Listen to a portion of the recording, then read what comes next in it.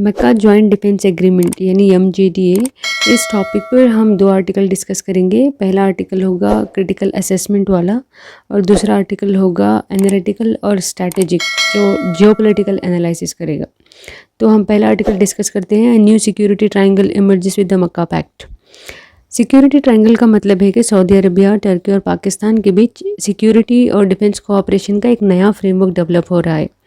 और मक्का पैक्ट इसलिए इम्पॉर्टेंट है क्योंकि एग्रीमेंट मक्का सिटी में हुआ है जो इस्लामिक वर्ल्ड के लिए बहुत इंपॉर्टेंट रिलीजियस सेंटर है।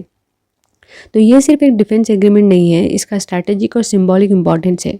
सिंपल लैंग्वेज में आर्टिकल ये एनालाइज कर रहा है कि क्या सऊदी अरबिया, टर्की और पाकिस्तान मिलकर रीजन में एक नया सिक्योरिटी अरेंजमेंट बना रहे हैं, और अगर बना रहे हैं तो इसका मिडिल ईस्ट, ईरान, अमेरिका और इंडिया पर क्या इम्पैक्ट होगा। तो सबसे पहले समझते हैं इस आर्टिकल में है क्या और कैसे हम इस आर्टिकल को डिस्कस करेंगे। ये आर्टिकल जैसे मैंने बताया 7 अगस्त 2026 को साइन हुआ है मक्का जॉइंट डिफेंस एग्रीमेंट। इस एग्रीमेंट का बेसिक आइडिया ये है कि अगर एग्रीमेंट के मेंबर में किसी एक कंट्री पर अटैक होता है तो ये अटैक तीनों कंट्रीज़ पर माना जाएगा। इसी वजह से कुछ ऑब्जर्वर इसको मुस्लिम नेटो के नाम से देख रहे हैं, लेकिन यहाँ एक इम्पॉर्टेंट पॉइंट है। MJDA को इमीडिएटली नेटो जैसा अलायंस समझना सही नहीं होगा क्योंकि नेटो के पास क्लियर इंस्टीट्यूशनल स्ट्रक्चर है, डिफाइंड कमिटमेंट्स है और लॉन्ग स्टैब्लिश मिलिट्री मैकेनिज्म्स हैं। मक्का पैक्ट के केस में अभी बहुत सारी अनसर्टेनिटीज़ हैं। 3 कंट्रीज़ के सिक्योरिटी रिक्वायरमेंट्स अलग हैं, हिस्टोरिकल रिलेशंस कॉम्प्लिकेटेड हैं और रीजनल इंटरेस्ट अभी कम्प्लीटली आइडेंटिकल नहीं है। तो इस आर्टिकल को हम ब्रॉडली 3 क्वेश्चन पर एग्जामाइन करेंगे। नंबर 1, ये नया सिक्योरिटी अलाइनमेंट कितना स्टेबल है। नंबर 2, सऊदी अरबिया को इस अरेंजमेंट से क्या सिक्योरिटी बेनिफिट मिल सकता है। नंबर 3 और सबसे इम्पॉर्टेंट, इंडिया के लिए इसका क्या मीनिंग है। रीज़न सिंपल है, मिडिल ईस्ट और surrounding regions already rapidly changing है। सऊदी अरबिया, टर्की और पाकिस्तान तीनों की अपनी हिस्टोरिकल बैकग्राउंड, सिक्योरिटी प्रायोरिटीज़ और फॉरेन पॉलिसी इंटरेस्ट हैं। इसलिए एग्रीमेंट को लेकर डिफरेंट इंटरप्रिटेशंस आ रहे हैं। कुछ ऑब्जर्वर्स को लगता है कि ये एक मेजर रीजनल रीअलाइनमेंट है, कुछ लोग इसे लिमिटेड सिक्योरिटी कॉपरेशन के रूप में देख रहे हैं, वो समझ रहे हैं कि कुछ इंपॉर्टेंट नहीं है, और कुछ को कंसर्न है कि ये फ्यूचर में काउंटर पोलराइजेशन क्रिएट कर सकता है। यानी एक साइड पर ये कंट्रीज़ कॉन्सोलिडेट होंगे और दूसरी साइड पर ईरान, इजराइल या अदर रीजनल पावर के साथ स्ट्रैटेजिक कंपटीशन इंक्रीज़ हो सकता है। लेकिन सऊदी साइड से एक इम्पॉर्टेंट क्लैरिफिकेशन भी आई है। उनके अकॉर्डिंग ये मिलिट्री एक्सिस या सेक्टेरियन ब्लॉक नहीं है। इसका मतलब ये नहीं है कि ये एग्रीमेंट स्पेसिफिकली किसी रिलीजियस ग्रुप के अगेंस्ट बनाया गया है, और न्यूक्लियर आर्म्स रेस या न्यूक्लियर एम्बिशन से भी इसका डायरेक्ट कनेक्शन नहीं बताया जा रहा है। लेकिन यहाँ एक मेजर अनसर्टेनिटी है, एग्रीमेंट एग्जैक्टली किस थ्रेट के अगेंस्ट है। Iran, Israel, non state actors, maritime security, choke points, इनमें से किसी स्पेसिफिक थ्रेट को क्लियरली डिफाइन नहीं किया गया है अब तक। और ये भी क्लियर नहीं है कि फ्यूचर में और कंट्रीज इस अरेंजमेंट का पार्ट बन सकते हैं या नहीं। अरब लीग, OIC या GCC के साथ भी इसका कोई फॉर्मल इंस्टीट्यूशनल कनेक्शन नहीं है, इसलिए इसको अभी से मुस्लिम नेटो कहना थोड़ा प्रीमेच्योर हो सकता है। दूसरा important point, Saudi Arabia, Turkey और पाकिस्तान के बीच हिस्टोरिकल प्रॉब्लम्स। आपको लग सकता है कि 3 कंट्रीज़ एक साथ आई हैं तो नेचुरली उनके रिलेशन बहुत क्लोज होंगे, लेकिन रियलिटी इतनी सिंपल नहीं है। सऊदी अरबिया और टर्की के बीच हिस्टोरिकल बैगेज रहा है। ऑटोमन एम्पायर की लीगेसी सऊदी पर्सपेक्टिव से कम्प्लीटली पॉजिटिव नहीं रही है, इसलिए gulf countries historically Turkish military presence को कॉशियसली देखते हैं। तुर्की की मुस्लिम ब्रदरहुड, हमास और सीरियन ग्रुप्स के साथ रिलेशनशिप भी गल्फ कंट्रीज़ के लिए कंसर्न का सब्जेक्ट रहे हैं। पाकिस्तान को देखो, उसके अपनी कॉन्स्टेंट्स हैं। पाकिस्तान सऊदी अरबिया का इंपॉर्टेंट पार्टनर है, लेकिन पाकिस्तान की अपनी सिक्योरिटी रियलिटीज़ हैं। पाकिस्तान की ईरान के साथ लॉन्ग बॉर्डर है, कंट्री में शिया पॉपुलेशन भी सिग्निफिकेंट है, और पाकिस्तान ऑलरेडी इंडिया और अफगानिस्तान से रिलेटेड सिक्योरिटी चैलेंजेस फेस करता है। इसलिए अगर फ्यूचर में MJDA का पर्पस ईरान के अगेंस्ट मिलिट्री कन्फ्रंटेशन बन जाता है तो पाकिस्तान के लिए ओपनली पार्टिसिपेट करना डिफ़िकल्ट हो सकता है। और इंटरेस्टिंग पॉइंट ये है कि पाकिस्तान सऊदी और तुर्की के साथ सिक्योरिटी कोऑपरेशन करने के साथ साथ ईरान के साथ इकोनॉमिक एंगेजमेंट भी मेंटेन करना चाहता है। यानी फॉरेन पॉलिसी में कंट्रीज़ एक ही डायरेक्शन में नहीं चलती। सिक्योरिटी में एक पार्टनर हो सकता है और इकोनॉमिक इंटरेस्ट के लिए दूसरा नेबर के साथ कोऑपरेशन भी बनाना पड़ सकता है। इसी वजह से MJDA का फ्यूचर अभी अनसर्टेन है, क्लियर नहीं है। अब आर्टिकल का सेकेंड मेजर सेक्शन है Riyadh security need. Simple question है, सऊदी अरबिया को ऐसे सिक्योरिटी अरेंजमेंट की ज़रूरत क्यों पड़ रही है। सऊदी अरबिया के थ्रेट्स ट्रेडिशनल बैटलफील्ड जैसे सिंपल नहीं हैं। ईरान और उसके associated group Saudi oil infrastructure और सिविलियन टारगेट्स को मिसाइल या ड्रोन से टारगेट कर सकते हैं। फिर इंपॉर्टेंट मैरीटाइम चोक पॉइंट भी है। स्ट्रेट ऑफ हॉर्मोज और बाबल मंदीप। अगर इन रूट्स में सीरियस डिसरप्शन होता है तो सिर्फ सऊदी अरबिया नहीं, ग्लोबल एनर्जी सप्लाई भी अफेक्ट हो सकता है। सऊदी अरबिया को इंटरनल सिक्योरिटी कंसर्न भी है, तो रियाद को एक ऐसा सिक्योरिटी नेटवर्क की ज़रूरत है जो डिफरेंट टाइप्स के थ्रेट को हैंडल कर सके। लेकिन यहाँ एक ऑब्वियस क्वेश्चन है, क्या तुर्की और पाकिस्तान एक्चुअली वो सिक्योरिटी प्रोवाइड कर सकते हैं जो सऊदी अरबिया को चाहिए? ये सवाल इसलिए भी इम्पॉर्टेंट है क्योंकि United states already advance military capabilities और रीजनल प्रेजेंस होने के बाद भी ईरान के साथ इतनी स्ट्रगल कर रहा है। तो ये सोल्जर्स के नंबर बढ़ा देना क्या इनफ होगा? मॉडर्न सिक्योरिटी में technology, air defence, intelligence, surveillance और लॉजिस्टिक भी इक्वली इंपॉर्टेंट है। अब समझते हैं एमजीडीए का प्रैक्टिकल एडवांटेज। तीनों कंट्रीज़ के पास डिफेंस स्ट्रेंथ्स हैं। सऊदी अरबिया के पास ह्यूज फाइनेंशियल रिसोर्सेज और लार्ज डिफेंस स्पेंडिंग है। तुर्की की डिफेंस इंडस्ट्री रैपिडली डेवलप हुई है, स्पेशली ड्रोन्स और मिलिट्री टेक्नोलॉजी के एरियाज़ में। और पाकिस्तान के पास लार्ज और एक्सपीरियंस आर्म फोर्सेस हैं।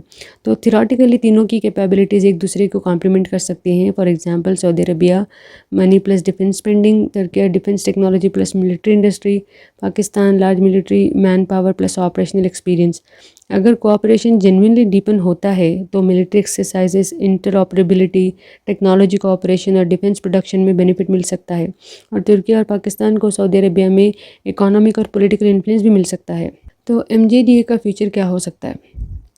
तो अगर रीजन में लिमिटेड और लो इंटेंसिटी कॉन्फ्लिक्ट कंटिन्यू करता है तो एमजीडीए का इंपॉर्टेंस बढ़ सकता है। लेकिन अगर सडनली फुल स्केल वार स्टार्ट हो जाता है तो तुर्की और पाकिस्तान ईरान के अगेंस्ट डायरेक्टली मिलिट्री इन्वॉल्वमेंट से हेजिटेट कर सकते हैं।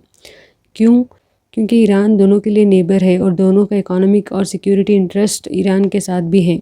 और अगर रीजन में पीस इस्टेब्लिश हो जाती है तो एमजीडीए की इमीडिएट इंपॉर्टेंस नेचुरली रिड्यूस हो सकती है। यानी तीन पॉसिबिलिटीज़ हैं। लिमिटेड कॉन्फ्लिक्ट, एमजीडीए स्ट्रांग हो सकता है। Full scale war, partners hesitate कर सकते हैं। रीजनल पीस, अलायंस की अर्जेंसी कम हो सकती है। इसी वजह से आर्टिकल इस एग्रीमेंट को इंपॉर्टेंट बट अनसर्टन अरेंजमेंट के रूप में देखता है। अब बात करते हैं Saudi Arabia's border strategy. Saudi Arabia actually सिर्फ एक सिक्योरिटी पार्टनर पर डिपेंड नहीं रहना चाहता। उसने डिफरेंट कंट्रीज़ के साथ मल्टीपल सिक्योरिटी अरेंजमेंट डेवलप किए हैं। इसका बेसिक लॉजिक है, don't put all your eggs in one basket. So Saudi Arabia US के साथ रिलेशनशिप को कम्प्लीटली रिप्लेस नहीं करना चाहता। अमेरिका के पास अभी भी एडवांस मिलिट्री टेक्नोलॉजी, इंटेलिजेंस और रीजनल कैपेबिलिटीज़ हैं, लेकिन सऊदी ये भी समझ रहा है कि जियोपॉलिटिकल एनवायरनमेंट अनप्रिडिक्टेबल है। इसलिए Riyadh multiple security option create कर रहा है। और इम्पॉर्टेंट पॉइंट ये है कि सऊदी अरबिया पाकिस्तान और इंडिया को नेसेसरी ज़ीरो सम गेम के रूप में नहीं देख रहा। यानी पाकिस्तान के साथ डिफेंस कोऑपरेशन का मतलब ऑटोमेटिकली इंडिया के अगेंस्ट होना नहीं होता। अब बात करते हैं आर्टिकल का सबसे इम्पॉर्टेंट सेक्शन, इसके इम्प्लीकेशंस इंडिया पे क्या हो सकते हैं। इंडिया के लिए इसका क्या मीनिंग हो सकता है?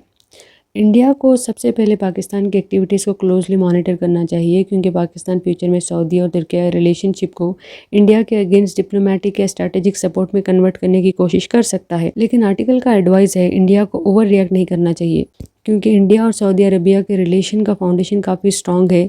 सबसे इंपॉर्टेंट फैक्टर है एनर्जी सिक्योरिटी। इंडिया दुनिया की मेजर क्रूड ऑयल इंपोर्टर में से है। सऊदी अरबिया इंडिया के लिए एक एक्सट्रीमली इंपॉर्टेंट एनर्जी पार्टनर है। साथ ही दोनों कंट्रीज़ के बीच ट्रेड और इन्वेस्टमेंट रिलेशन भी बहुत इंपॉर्टेंट है। इसलिए सऊदी अरबिया के लिए इंडिया के साथ रिलेशनशिप मेंटेन करना स्ट्रैटेजिकली वैल्यूएबल है। तो अब एक इंटरेस्टिंग पॉइंट है, वाई सऊदी अरबिया में not support Pakistan against India. Saudi Arabia और पाकिस्तान के रिलेशन क्लोज हैं, लेकिन इसका ये मतलब नहीं है कि रियाद ऑटोमेटिकली पाकिस्तान की हर स्ट्रैटेजिक पोजीशन सपोर्ट करेगा।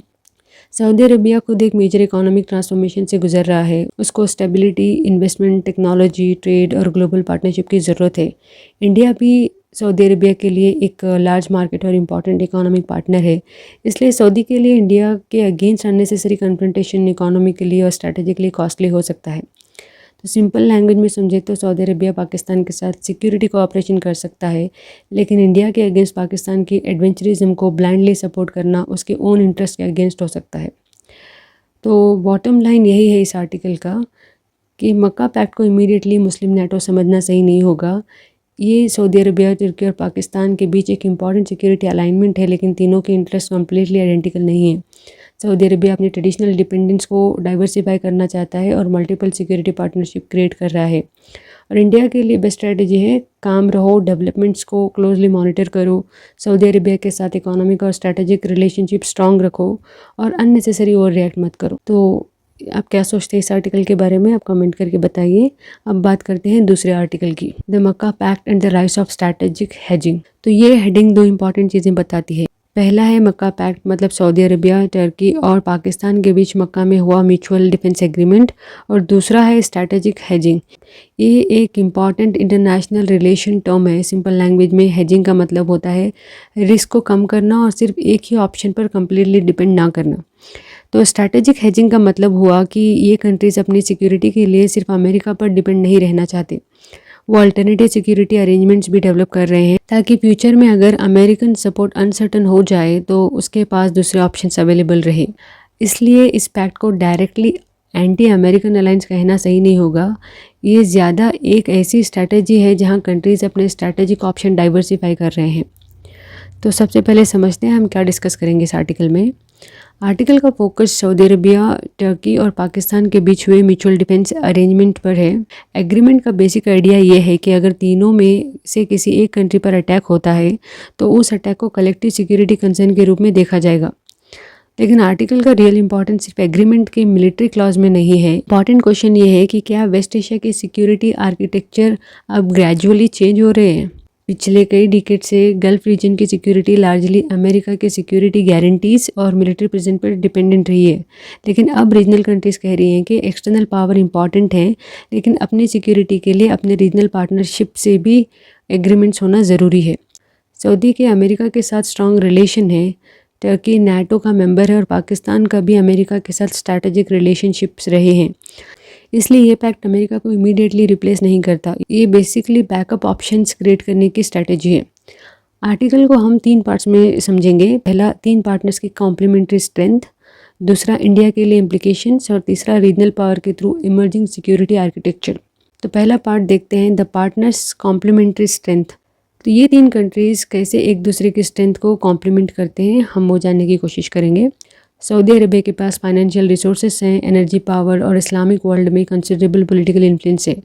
टर्की के पास स्ट्रॉन्ग कन्वेंशनल मिलिट्री कैपेबिलिटीज़ है और उसकी डिफेंस इंडस्ट्री भी रैपिडली काफ़ी एक्सपैंड हुई है।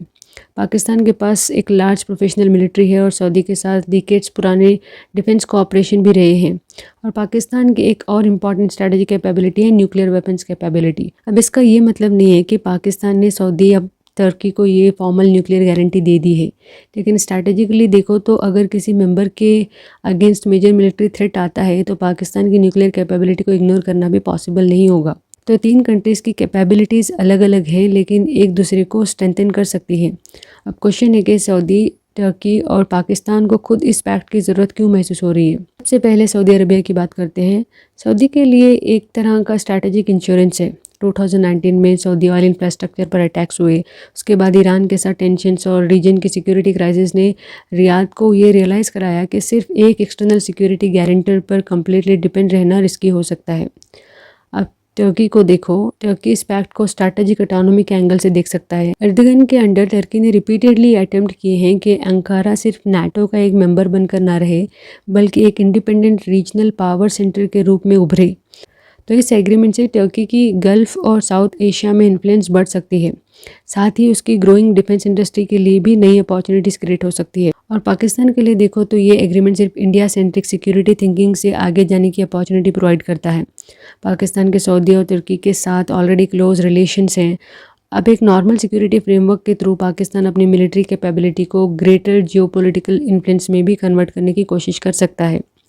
तो ओवरऑल देखें तो सऊदी के पास मनी और एनर्जी पावर है, टर्की के पास मिलिट्री इंडस्ट्रियल कैपेबिलिटी है और पाकिस्तान के पास लार्ज मिलिट्री और न्यूक्लियर कैपेबिलिटी है। ये कॉम्बिनेशन इस पैक्ट को स्ट्रैटेजिकली इंटरेस्टिंग बनाता है। अब सबसे important question, the pact through India's eyes. India के लिए इसका क्या मीनिंग है। इंडिया को नेचुरली इस डेवलपमेंट को क्लोजली वॉच करना पड़ेगा, लेकिन सबसे पहली बात, इंडिया को इस पैक्ट को ऑटोमेटिकली एंटी इंडिया डेवलपमेंट नहीं मानना चाहिए, क्योंकि इंडिया और सऊदी अरबिया के रिलेशन पिछले 2 डिकेड्स में काफ़ी इम्प्रूव हुए हैं। एनर्जी, ट्रेड, इन्वेस्टमेंट और स्ट्रैटेजिक कोऑपरेशन मल्टीपल एरियाज़ में दोनों कंट्रीज़ का इंटरेस्ट कनेक्टेड रहा है। इसलिए रियाद के पास स्ट्रॉन्ग रीज़न है कि वो अपने रिलेशन इंडिया के साथ डैमेज नहीं कर सकता। लेकिन टर्की का फैक्टर थोड़ा कॉम्प्लिकेटेड है। टर्की ने कश्मीर इशू पर पाकिस्तान की पोजीशन को रिपीटेडली सपोर्ट किया है, इसलिए न्यू दिल्ली के लिए टर्की नेचुरली एक कंसर्निंग फैक्टर हो सकता है। इंडिया को सऊदी अरबिया से ये क्लैरिटी और रीअश्योरेंस भी लेना चाहिए कि अगर फ्यूचर में इंडिया पाकिस्तान कन्फ्रंटेशन होता है तो ये पैक्ट उस कॉन्फ्लिक्ट में इंडिया के अगेंस्ट यूज़ नहीं हो सकता। लेकिन इंडिया को सिर्फ पाकिस्तान के एंगल से इस एग्रीमेंट को देखना भी सही नहीं होगा।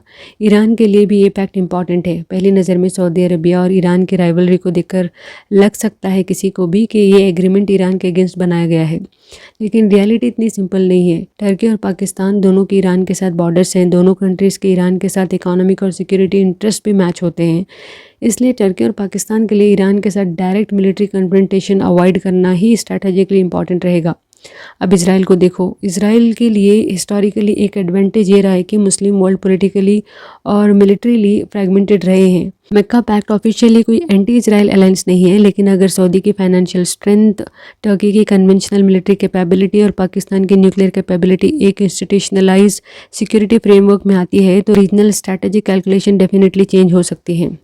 और वाशिंगटन के लिए ये भी इंटरेस्टिंग डेवलपमेंट है। अमेरिका ने रीजनल पार्टनरशिप को काफ़ी टाइम से एनकरेज किया है कि वो अपनी डिफेंस की ज़्यादा रिस्पॉन्सिबिलिटी खुद ले, लेकिन एक आयरनी ये है कि जब रीजनल कंट्रीज़ अपनी सिक्योरिटी रिस्पॉन्सिबिलिटीज़ खुद बढ़ाएंगे तो उनकी स्ट्रैटेजिक ऑटोनॉमी भी बढ़ेगी और लॉन्ग टर्म में इसका मतलब हो सकता है कि अमेरिकन इन्फ्लुएंस कुछ एरियाज में रिलेटिवली कम भी हो जाए। अब फाइनल सेक्शन में बात करते हैं put together by regional powers. इस एग्रीमेंट को अभी एंटी अमेरिकन रीअलाइनमेंट कहना जल्दी होगा। सऊदी अरबिया अभी भी अमेरिकन मिलिट्री टेक्नोलॉजी और सिक्योरिटी रिलेशनशिप पर हैवीली डिपेंड करता है। टर्की नाटो का मेंबर है, पाकिस्तान भी अमेरिका के साथ अननेसेसरी कन्फ्रंटेशन नहीं चाहेगा। फिर इस एग्रीमेंट को डिस्क्राइब करने के लिए सबसे सूटेबल टर्म क्या है? Strategic hedging.